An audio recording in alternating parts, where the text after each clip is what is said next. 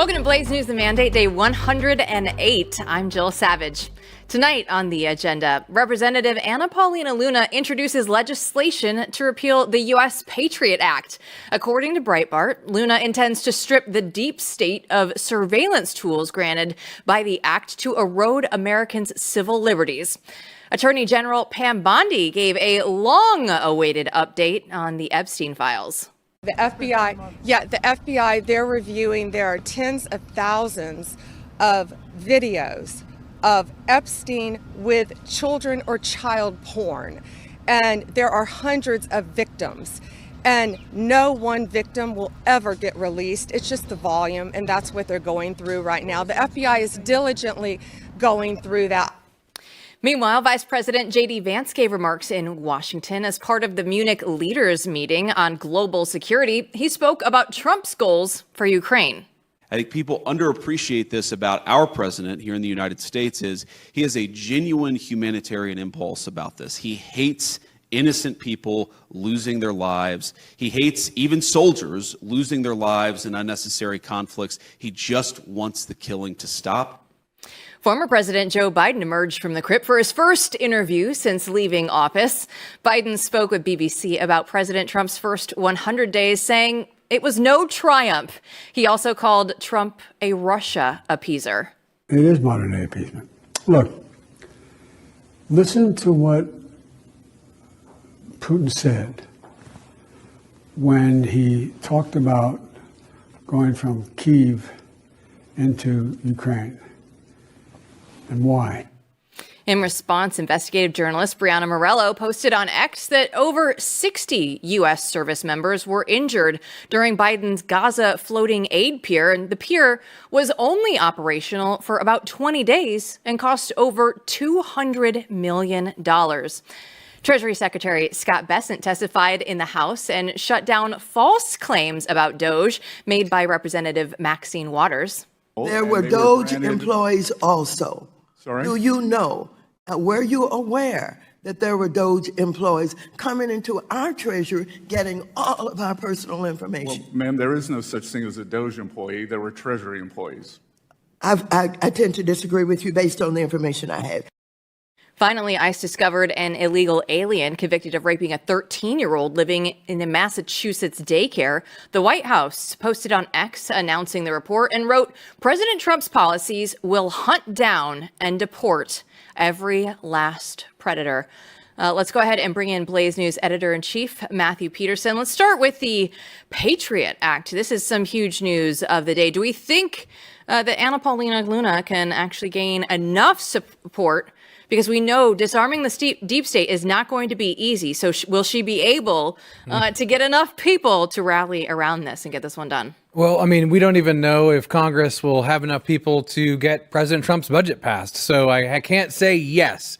But what we can say, and also let's throw on to that, the challenge here is that the Patriot Act, I'm old enough to remember when the Patriot Act was a predominantly Republican coded thing, right? So Republicans are the ones who were responsible for the Patriot Act, although there were some people, like the Pauls, who we have to give credit to, who realized this would be a bad idea. So that is an enormous challenge. But what's really refreshing about this is that here you have a star person in Congress, a real star, coming out and doing something that would have been considered radical, even 5 years ago, that needs to be done. So is it a step in the right direction? Hell yeah, it is, right? And the more she pushes, the better. Well, we have to look at the deep state and the fight against it, right? And if it can't get done in these 4 years, when can it? So I am happy at least to see people, because it is still early enough. It's not like this is going through and trying to be done to get the votes for her next election, right? This is still very early in their term. So when I see something like that, a move like this, I feel like that it is actually moving into, I want this done for the country, not just for myself and my political future. Yeah, and the Overton window shifts for a reason, right? You have to push. The left knows this. They do it all the time, right? You have to do, what do we actually need to do? Well, we need to repeal the Patriot Act. Okay, let's go start talking about that and get to work on it. You have to start. And so by starting and explicitly saying, we need to repeal this because this empowers the deep state, now is the time. that's how you get the ball rolling. And it's we've seen this over and over again. Once you have the political will and you push forward, that's what this administration is all about. Once you do that and you get that ball rolling, you can do amazing things that no one thought possible in a short period of time. It's good messaging. We hope that it continues. We hope it doesn't just stop at messaging. But somebody that has been criticized for going out there and saying too much and not doing enough right now is Pam Bondi. She gave us an update on the Epstein files. But at this point, it feels like no news is almost better for Pam Bondi, because when you look at this, it's just going to be another one where they're like, oh, we heard this. She went out, she did the interviews, but where are the documents, right? This is something that the audience here and us here, frankly, at the Band-Aid, we really want to see movement forward. We want to know that we're going to get to the bottom of this, not just another press conference. Yeah, and I'll be honest, I don't know if there's more than that clip. That's all I've seen today. I need to look later tonight at what exactly she's talking about, because what she says in the clip and from what everyone's saying is a little confusing to me. So we're going over the videos, and remember, you have lots of video from multiple houses. It's not just the island. It's in New York. It's in New Mexico. And, everything's being videotaped. You're obviously playing a game of blackmail and espionage is involved. So yes, the FBI went in there, the government went in there and took all those tapes. I'm just glad she's referring to them, because that keeps it real. That she's acknowledging, yes, we have all this video of important people doing very bad things with these victims. Okay, good. That's good. We're not just going to memory hole this, but what exactly we're reviewing it to do? What's going to come out? I don't know. I take it as like a half point. It's a positive, but I want to know the plan of what exactly you are trying to release. And it's strange to me. I know it's complicated. I say over and over again, there's no file, right? There's no file you can go to. It's spread all around the government. It's random stuff you'd have to bring together. But they need to have a clear plan of here's what we're going to release and why. I look at Pam Bondi, and of course, she's had her fair share of criticisms, but somebody in the administration that basically gets an A every single time he steps out and takes the stage is JD Vance. He continues to impress day in and day out, and we see how easy it is to just make a fumble here or there. Yeah, and it's just hilarious because JD Vance was supposed to be the person he shouldn't pick. I know a lot of regular people in the audience at first didn't even know who he was or didn't know much about him. A lot of people on the right were he seems young and it's not the usual pick. And these names that are famous and they're supposed to be great. I've always been about JD Vance since he came to Claremont and started to just show his trajectory towards Trump. I've never doubted him because the first time meeting him, we were trying to figure out whether he was real or not. And he's been, and then he was pilloried as weird, right? He's called weird. And even people on the right where I'm not sure about this, he has done nothing but succeed. He's done nothing but shine. And he's played, such a great role where he helps Trump, he helps everyone around him, and he speaks eloquently in ways that very few people on our side can. And I say that because it's true. Well, then we have former President Joe Biden going out. They got him up to whatever level he needed to do a public interview there. But one of the things that I noticed is that he's playing the hits, right? He's going back to what he knows. He's going back to Donald Trump and Russia because that's the comfort zone for him. Well, look. I don't. As soon as I hear that, the pause happens, library or something. Yeah, just let him go now, you guys. Just let him live his life. He's earned it. Don't go anywhere. Oversight Project President Mike Howell will expose how the deep state plans to end the Trump agenda right after this.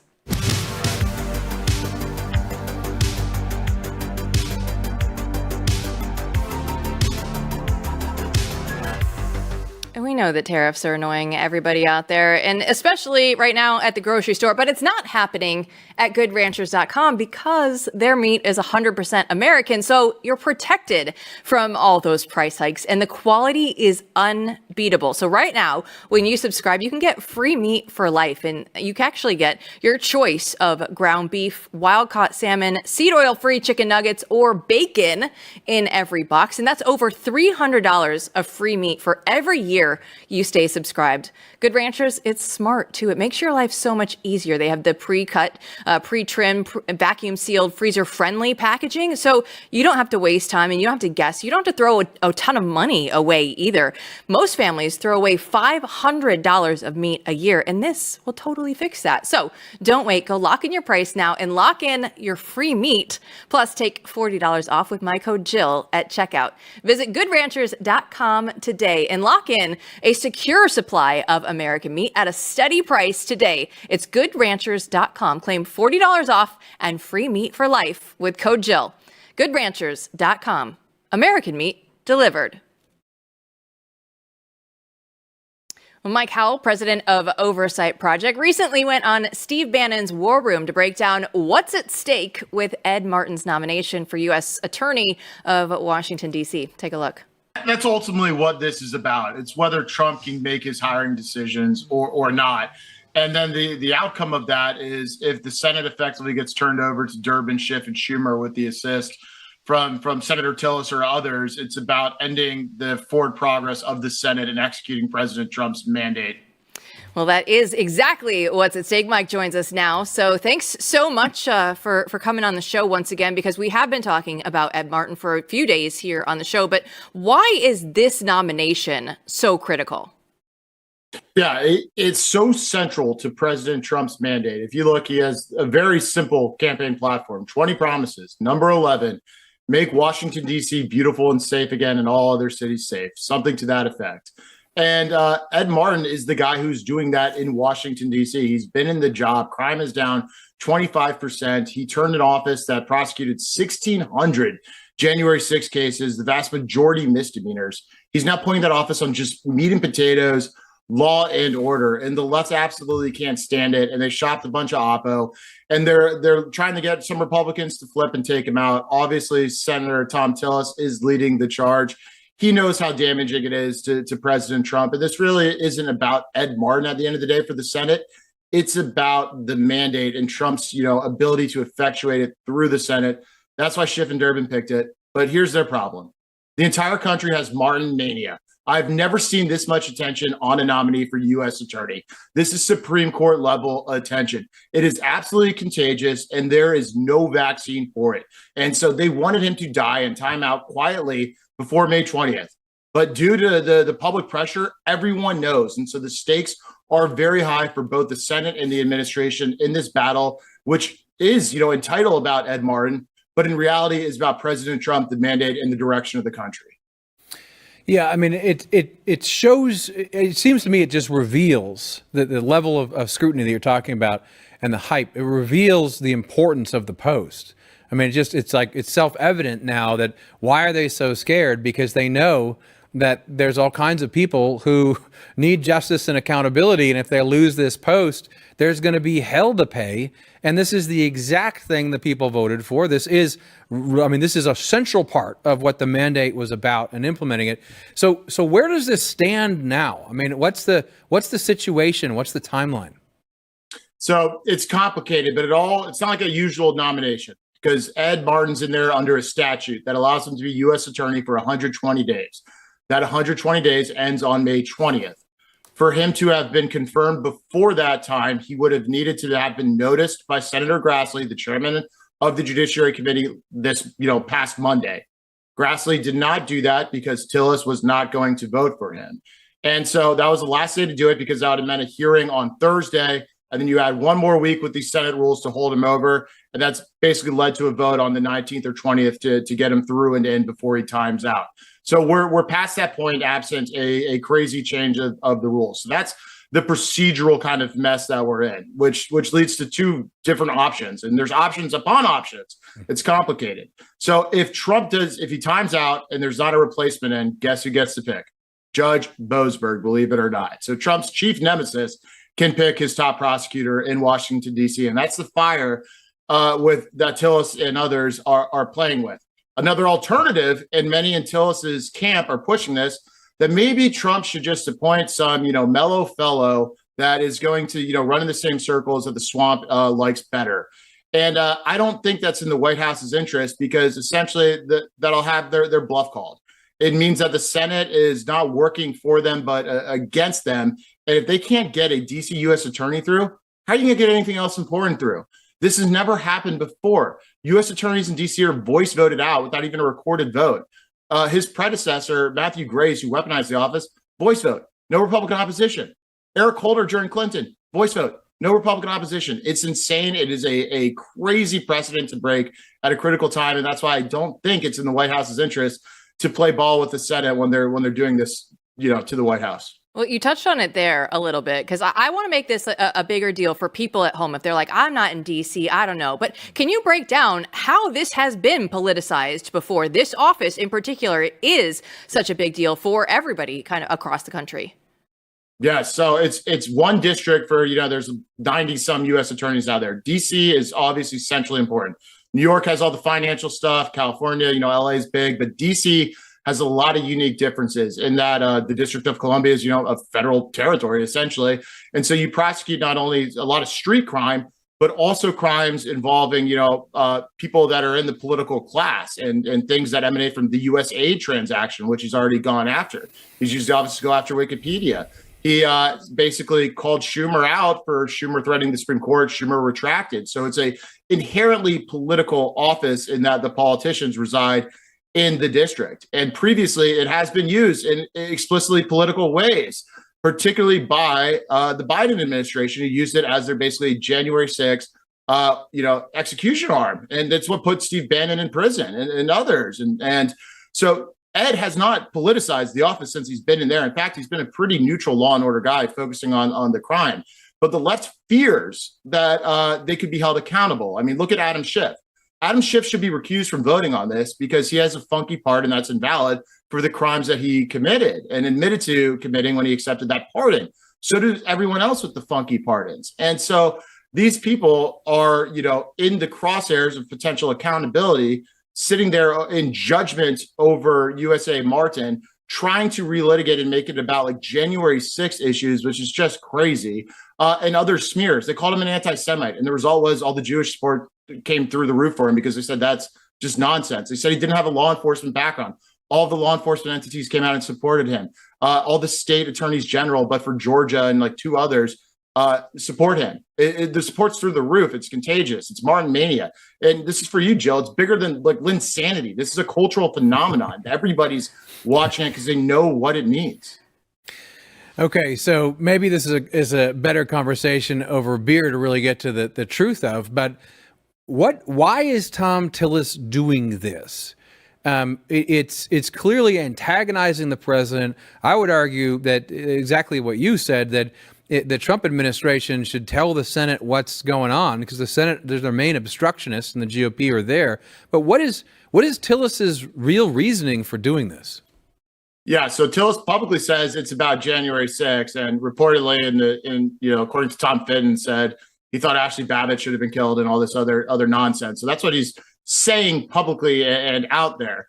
That can't be the real reason, though, because you can't particularize that to USA Martin. Several people in the cabinet and the president himself who pardoned all the January 6th, people, he would be opposed to them as well. So it's not just about January 6th at all. I mean, the reasoning just falls apart very quickly upon examination. So what is it really about? I think it is the first expression of disconnect between the establishment and the president. I think it's about President Trump ultimately and his agenda, and establishment senators trying to throw their weight around. They held their nose and voted for the cabinet, but enough's enough in their mind. And they want to go back to their constituents and say, no, I don't really like that guy. I was just riding with him for 100 days, but that's over. Now I'm doing our thing. We're getting back to Bush era politics. That's what I think ultimately it's about. Senator Thom Tillis has a primary coming up, and he doesn't have a primary opponent. So for him to be able to appeal to Democrat voters is, obviously in his political interest. I'm not saying that's exactly what is motivating him, but you don't need a political science degree from some, college to understand that if you don't have a primary opponent, you go after the Democrat voters because you don't need to hold back any others. And I think that's ultimately kind of the mix that we find ourselves in. We were just in Washington, D.C. There's obviously a lot more people right now that has been put into place in the Trump administration, but there's still plenty more to go. So how concerned do we need to be at Trump's ability to fill out the rest of the administration as he sees fit? Yeah, I think pretty concerned. I mean, again, this is unprecedented. No party has ever taken out their own president's, U.S. attorney nominee in such a key position, particularly at such a key time when reconciliation's on the table and the rest of the administration beyond the cabinet is being filled. And so this colors everything moving forward. It'll linger in the back of everybody's head, and probably before nominations are even made or announced, because all the calculations will need to be made of, oh gosh, we got to make sure that, Schumer, Schiff, and Durbin can't commandeer the Senate again over this. And so it has a chilling effect. It has a massive political effect, and it'll turn out to have a real policy effect. And what that means in Washington, D.C., simply is the city's just not going to be in good shape. Put the accountability side. You know how much work it takes to turn around a J6 weaponized office into just like a meat and potatoes law enforcement operation? That takes time. And if you undo all that progress, it's not good. And you got the 250th anniversary of America coming up. We need a law and order mandate to clean up this country. So when all eyes are on it, we can at least have presentable cities. And those things just aren't as likely to happen when you set a standard like this one, which is so crazy. Well, let's hope sanity prevails, and let's hope that for the sake of Washington, D.C., and for the sake of implementing the mandate throughout the federal government and holding people accountable, let's hope this goes the right way. I do want to ask before we go, you need to tell our viewers what else is going on at Oversight. What is anything else going on right now? Anything else coming up we should know about? Yeah, we're pushing the auto pen stuff hard because I think that's central to the whole accountability question. I think all of us are frustrated for reasons good, some bad, but the pace of accountability measures and transparency measures. And I think ultimately this revolves around President Biden and who is making those central decisions to weaponize things so badly. And so the people who receive pardons, who should be prosecuted, we want to see them prosecuted. And so a lot of our time and energy is focused on that issue. Separate, you're going to be seeing a flurry of litigation against these blue states that are doing their best to just be the obstruction factory. We also have some interesting drops I don't want to get too far ahead of, but I can say some of them revolve around pornography and kids. Some interesting intel we got there, believe it or not. OnlyFans is doing a little advertising they shouldn't be doing.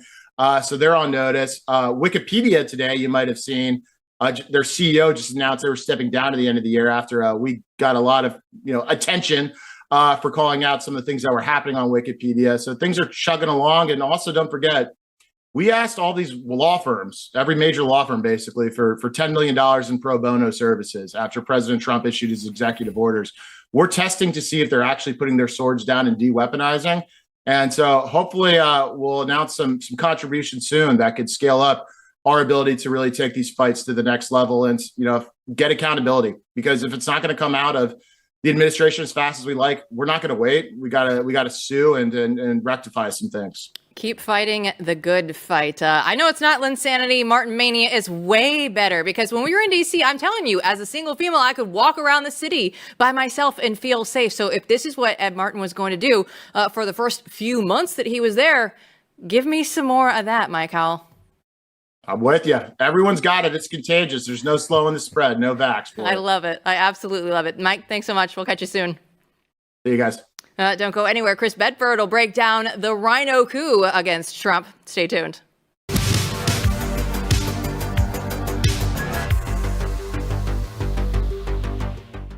We know we're winning. We hope that Ed Martin will be winning. We love all of the winning. We know we can feel it right now, right? It's in the air. All the momentum is shifting, but we do have a long ways to go. But this is why BlazeTV exists, because we need to keep pushing. We have all the bold voices that you know and love. We do all the great reporting, and we have stories that the corporate media, they're never going to touch. So when you subscribe, you're not just watching BlazeTV, you're standing with a movement. And right now, it's just $8 a month when you use my code BNT at checkout. So go to blazetv.com/BNT right now. Use promo code BNT and save $20 off an annual plan. And let's keep winning together. BlazeTV, unfiltered, unafraid, on demand. We know that Trump needs to get his people in to start cleaning out the deep state, and Ed Martin is next up on that list. Senator Thom Tillis, though, we know he still refuses to support Martin's nomination. But why? It's the topic of Chris Bedford's Beltway Brief today, so he joins us now. So, Chris, we just had Mike Howell on, and we've been talking about this as well. But you recently learned that Tillis is actually actively whipping Republicans to oppose Martin. So can you tell us what you've learned about that?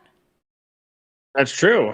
From the sources I've been able to talk to and from the people I've been able to gather information from, he's not just against not Martin right now, which is what he has said publicly, but he's actually actively going to push other senators to agree with him. At least that's the threat that he is allegedly making on the nominee. He's saying, not only do you not have my vote, but you don't have the Republican conference, because there's not a large majority. And there's a number of senators who are, of course, squishy. Martin is not just someone who's going to be your classic Federalist Society prosecutor. He's not someone who's simply going to pursue conservative law and order ideas. He's also someone who's going to try and dig into and take a deep look at those actors from the past 4 years who very openly politicized this office, used it to go after political opponents, used it to let the city go to hell, and used it to try and put people in prison and for things like trespassing or being an opposition candidate to the president of the United States, the current president. That upsets the status quo. He's also someone, of course, who hasn't said no to as many interviews as the average person who wants to go before the Senate in the future really ought to do. He said yes to all kinds of interviews, and he's got a funny habit of ending his interviews with, "By the way, you guys do great work." It seems to be a tick of his. It's basically a go-to line. However, when you go on some of these wackier shows, and even if you're just talking about your book and your subject, always be the best way to log off the interview, because then it looks like, hey, it's kind of an endorsement. But it seems to be just a style of his. It's the kind of thing, though, that makes extremely nervous and often cowardly senators extremely nervous and cowardly. Now, Tillis, word is he's kind of taking this pretty personally. He takes the whole thing rather personally. He's not exactly thinking politically minded here. I mean, he's got a primary election in 10 months. This doesn't seem like the kind of idea you'd want to go against the base on. He's counting on the fact that his vote is needed for the much more important thing. No offense to Mr. Martin, but the more important thing in this Trump administration is getting the budget passed, doing the reconciliation bill, figuring out being able to fund the objectives of the president. That is number one. So people like Tillis are saying, listen, I can upset the apple cart on this guy because you need my vote later this summer. You need me on your side in order to get your administrations through. So he's counting on no blowback there, but he's also counting on no blowback from the base. Now, North Carolina doesn't exactly have a closed primary, but it's semi-open, which means you have to either be a member of the party or an independent who decides you can only vote in one primary. So I know he's counting on North Carolina going more purple in the future. It seems like that. It was only +3 for Donald Trump, but he's going to have to really swing a lot of power in order to really get those independents back if he pushes the base too far. And this whole fight has the potential to spill over. The Trump people, last thing in the world they want to be dealing with in the legislative affairs team is this fight with Martin and a fight with a couple of senators. But they also, at the same time, cannot make it seem like Adam Schiff and Dick Durbin run this committee, like they're in charge of the Senate, like they're in charge of what the administration is going to be able to do, and the prosecutors is going to be able to pick. So they're between a rock and a hard place on this one. So riddle me this. I mean, I want to talk about the bigger import of this, but I do want to drill down on why in the hell, what's going through Thom Tillis's head, and it's obviously, establishment Republican, whatever. And I asked this of Howell as well. He says it's about January 6th. I mean, okay. Really? I mean, we know why the Democrats are terrified of this guy, and because there will be accountability and he won't be afraid to go after bad actors. No one should be against making Washington, D.C., right, a healthy place, a great place to walk around again. But it's the deep state accountability, that's scaring them. So what's the real reason with Tillis? And do you think that part of this is a conscious behind the scenes effort to draw a line in the sand against the Trump administration and the mandate by establishment Republicans? I think that could be it. I also think that Tillis, I can't get inside of his head. I'm not privy to everything that goes on in these private meetings between him and Martin and other members of the White House team. And they're not cluing me into every aspect of that, of course. But I know that he was in the chamber when rioters were trying to break in. I know he was right nearby. I believe he was right nearby when Ashley Babbitt ended up getting shot. I know he was right up close to it. So he's got a raw emotional reaction to it. That could be one aspect of it.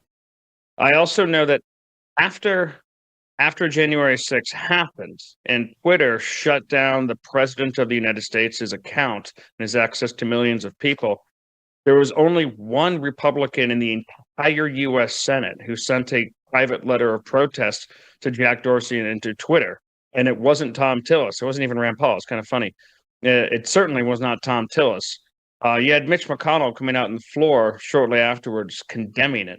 I mean, keep in mind the Senate didn't like Trump. The Senate still doesn't like Trump. The Senate is still not majority people who came on after Trump. They got elected to do different things.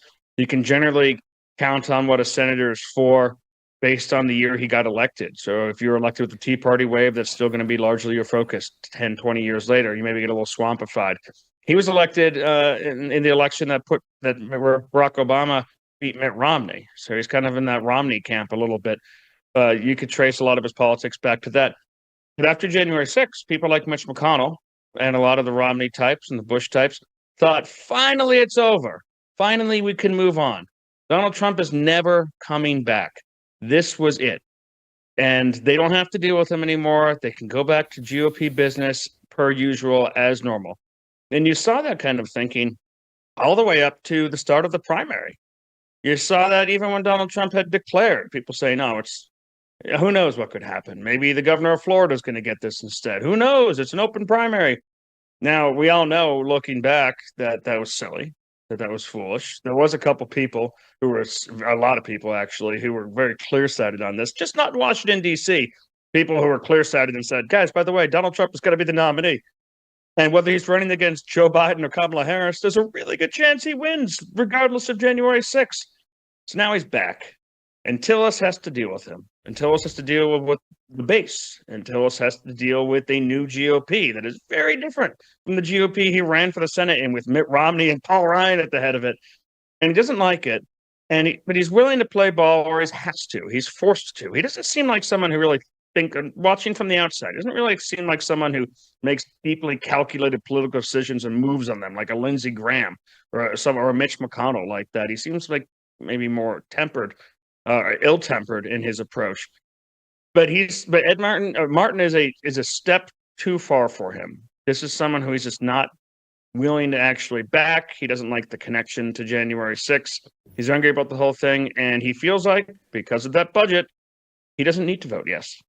Well, everybody is back right now. Lawmakers, they're back at the Capitol. Reconciliation talks are back. Our Rebecca Zelko, though, she sat down with a couple of representatives. And actually, we had this conversation on the show not too long ago. We were talking about all of the misconceptions around Medicaid and all the spending cuts. So, Chris, what did we learn? So it's interesting. I mean, Paul Ryan's in some trouble. Mike Johnson's in some trouble right now over trying to tell everyone yes and say yes to the mods. Don't worry, we're not going to do anything about Medicaid. And telling the conservatives, don't worry, we're going to do a lot of things about Medicaid. Meanwhile, the White House is actually trying to negotiate this whole thing and try to figure it out with the House and the Senate. It's been back and forth. But what the House conservatives are saying is that they don't want to cut Medicaid.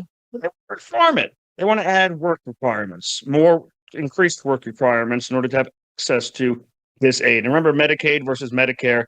Medicare is for the elderly. Medicaid is for the people who can't afford health care. Now, another thing they want to do is Medicaid was expanded massively under President Barack Obama and previously under George W. Bush. These things, the states had to agree in order to sign this on. They would get an expansion of Medicaid. Conservatives warned at the time, listen, this is going to make your healthcare system significantly more subservient to the federal government. And look what happened. The House conservatives want to say, listen, we're going to cap.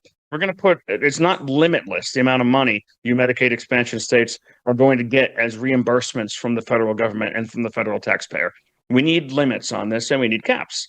And then finally, they're going to say, listen, no Medicaid for illegal immigrants. We're not paying. This is a program for U.S. citizens paid for by U.S. taxpayers. It's not something that we hand out to illegal immigrants.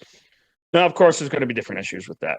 It's going to be difficult when The reason why there's long waits when you go into a suburban or an urban, or maybe even sometimes a rural emergency room, is because of all the people who use the ER for their health care. They don't have preventative care, whether they're homeless, whether they're illegal immigrants, whether they're just people who aren't taking the proper care of themselves. It backs the whole thing up. And you look around next time you're at GW Hospital, or God forbid, or somewhere else, and wonder how many of those people are actually going to be able to afford whatever health care they're about to get. It's not a lot. So the hospital is going to end up having to pay for that. And then you're going to wonder, well, who's going to reimburse them? Is it going to be the federal government? So that's going to run into, of course, its own host of issues. And then with the state caps, they're saying it's not a cut, but it is a cap.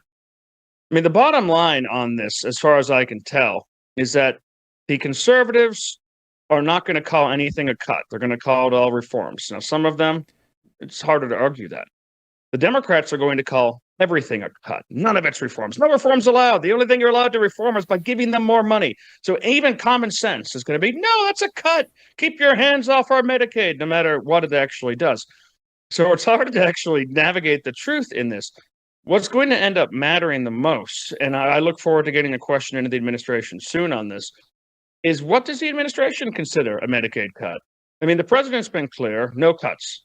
And all these liberal reporters, when they get a moment with the president, will say, well, you said no cuts. And he says, no cuts. I think the real question would be, well, would you consider any of these things a cut? Are these reforms in your mind? Are they passable? Are they something you could work, something that you're willing to pick up the phone for? One thing that separates Donald Trump from like George W. Bush or someone else like that is his complete and total willingness to do the work. He picks up the phone. He calls congressmen. He calls senators. He has them to his office. He goes golfing with them. That goes a long way when you're trying to get legislation passed, that attention, that access to power. He seems willing to do that, but is going to end up at the end of the day, the House of Representatives and the Senate can kick it back and forth. What's going to matter a great deal is what the White House thinks is a cut versus a reform.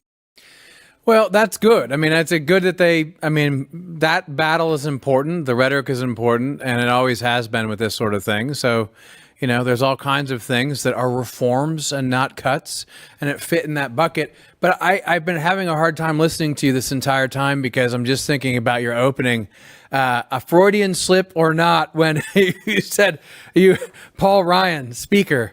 And thinking about the sameness and differences, right, between Ryan and Johnson and where we are now, it's unbelievable. But we're gonna find out. We're gonna find out what happens throughout this process, I guess.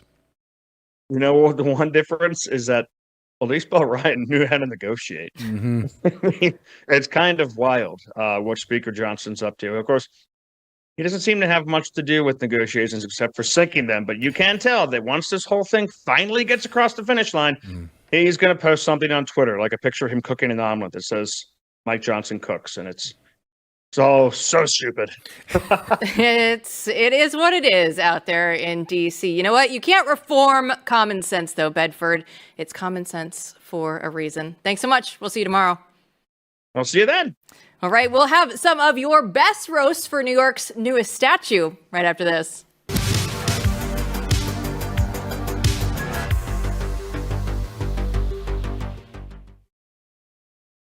And communicate those inner worlds that we have, and sometimes we misinterpret with one another, to try and create an understanding and basically encourage empathy. It's so beautiful. Yeah, it's real. New York, actually, they put up the plus-size statue in Times Square. It's going to remain there, unfortunately, until June 17th. So if you're going there, take pictures. But I asked everybody on X today to give us your best takes on this. And guess what? They did not disappoint. Let's start with, as I stated, this is a massive 12-foot tall statue, and it's supposed to confront preconceived notions of identity and representation. So our Steve Baker, we are going to start with him. He says, or more correctly stated, a monument to the food pyramid, diabetes, and the number one COVID-19 comorbidity. It's been a minute since we've heard comorbidity out there, Steve. So thank you so much for bringing that back into our dialect here for the day. Yeah, I mean, comorbidity. Exactly. There's a word I haven't heard in a long time, and Steve's Steve's line is, I think, what a lot of people think when they see this, which is the initial kind of reaction, like, why are you doing this? What does this represent? Does it represent obesity? Because that's a national problem. Kyle H., let's go ahead and get to him. He says, I think Dante said it best: abandon all hope, ye who enter here. Although the final scene of Planet of the Apes also comes to mind. And actually, I'm going to go ahead and jump right into the final reply for the day, because it is just the big, beautiful statue in the Planet of the Apes. Damn you. People out there have Damn one you to thing hell. on their minds, and this is it. You actually found that last one. Yeah, I mean, it cracked me up. It seemed like a more fitting statue in a way than the one in the movie. But you look at this, and it's happening all over. Like, you see this happening all over, and the demographics are the same. I mean, they especially want plus size black females in statuesque form, and they're putting it out there on purpose. And you have to sort of question why is this? Why is this going on? It's very strange. Is that a statuesque form? I don't know. I mean, it is. It's technically a statue, but I don't know if statuesque form is exactly what people have in mind there. But I want to go back to the discussion that we had with Mike Howell, because he was talking about Ed Martin, and he wants to do Trump's number 11 on his 20-point plan, which is to make D.C. beautiful again. It's part of the Trump mandate. But we want to make America beautiful again overall. Yes, very important. And first, you need to realize that there are people who want to make America ugly, and have purposely done that in art for a long time, for decades and decades and decades. Post World War II, you do have this descent into a kind of self-hating madness where people want to destroy things. And think about this monument. So think about what you just saw. Monuments in the past, the monuments that you love, that you remember, that you take pictures of when you go to places like Washington, D.C., are there to ennoble you, to raise you up. And they give a reward, a just reward of fame for someone who has accomplished something noble or great. So if you think about the Teddy Roosevelt statue on the horse, which they got rid of in New York City recently, they shipped that one off. Because he did some bad things or said some bad things or whatever the hell it is. Never mind his history of achievement, right? Why was that there? It was there to celebrate his history of achievement, to make sure that you remembered it because you physically saw it there in this noble form, something that is attractive, and it's there to represent something that someone did that was good for everyone, that was good for the common good. That's why you get a statue. If you sacrifice your entire life, right? You did something beautiful for everybody. We are celebrating that. Now, think about the statue you just saw. What does that represent? You don't know who this person is. They haven't done anything. Why is that statue there? It's there to condemn you.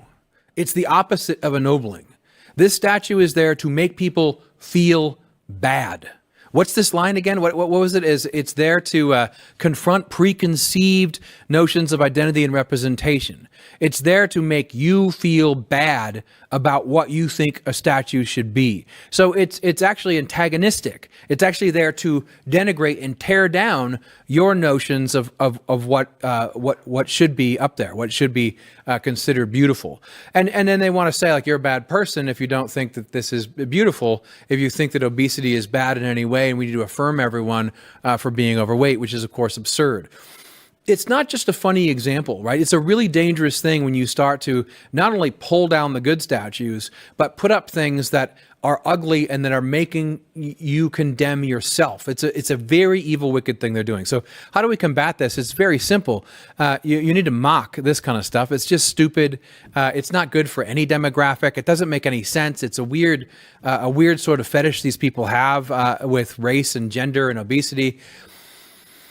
We need to mock it, right? But the most important thing that we need to do is we have to have a concerted effort to support people who make beautiful things again.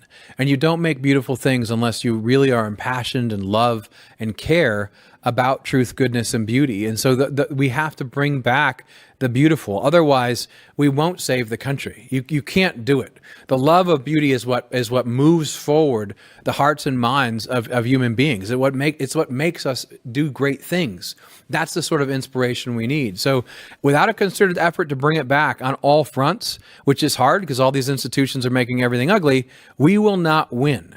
Thankfully, the Trump administration is about this when it comes to architecture and many other things. There is a sort of small renaissance going on throughout the country when it comes to our bodies, when it comes to our health and the beauty of the human body, but also when it comes to art. And I firmly believe that we can and will initiate this renaissance. It will come to fruition, and we will reject ugliness moving forward. We will reject ugliness moving forward. I don't know about you. I think she's beautiful, Peterson. Maybe you're just racist. I can't even say that with a straight face. It's so good. You know what? I'm actually going to go and use the minimum wage argument. She is not fat enough in that statue. We need somebody actually representation of somebody that's actually bigger, bolder, more beautiful than what we got here. Why have we just gone with a slender fat woman? I mean, the whole thing is embarrassing. I mean, it's embarrassing no matter who you are, whether you're a black woman or not. I mean, the whole thing is, it's a weird fetish they have where you're putting up altars to unknown gods who are overweight. And the whole point is they didn't do anything.